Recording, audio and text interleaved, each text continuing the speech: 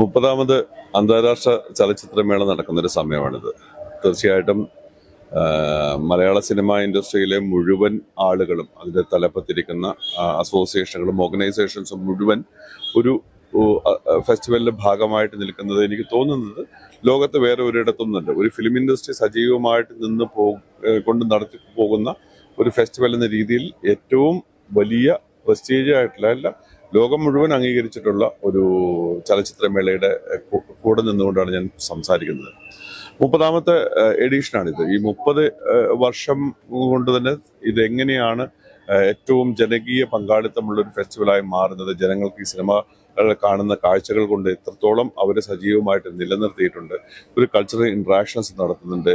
എല്ലാ അർത്ഥത്തിലും ആളുകൾ തമ്മിൽ, പ്രേക്ഷകരും സിനിമ പേഴ്സണാലിറ്റീസും തമ്മിലുള്ള ഒരു വലിയ ഐക്യം ഉണ്ടാവുന്നുണ്ട്.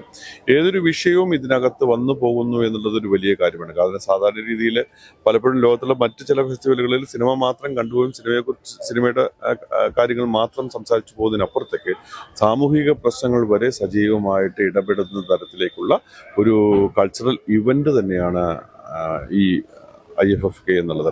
ചലച്ചിത്ര അക്കാദമിയും കേരള ഗവൺമെന്റിന്റെ കൾച്ചറൽ ഡിപ്പാർട്ട്മെന്റും മുഴുവൻ മലയാള സിനിമയുടെ മുഴുവൻ ഓർഗനൈസേഷൻസും എല്ലാം ചേർന്ന് നടത്തുന്ന ഒരു ഫെസ്റ്റിവൽ എല്ലാ അർത്ഥത്തിലും ജനകീയമായിട്ടുള്ള ഒരു ഫെസ്റ്റിവലായിട്ട് കാണുന്നുണ്ട്. നല്ല സിനിമകൾ ഉണ്ടാവുന്നുണ്ട്, നല്ല സിനിമകൾ കാണുന്ന പ്രേക്ഷകരുണ്ടാവുന്നുണ്ട്. ആ സിനിമകൾ കണ്ടു വളർന്ന ഒരു പ്രേക്ഷക സമൂഹത്തിൽ നിന്നും മികച്ച ചലച്ചിത്രകാരന്മാരുണ്ടാവുന്നു എന്നുള്ളതും ഏറ്റവും വളരെ പ്രശംസനീയമായ ഒരു കാര്യം തന്നെയാണ്.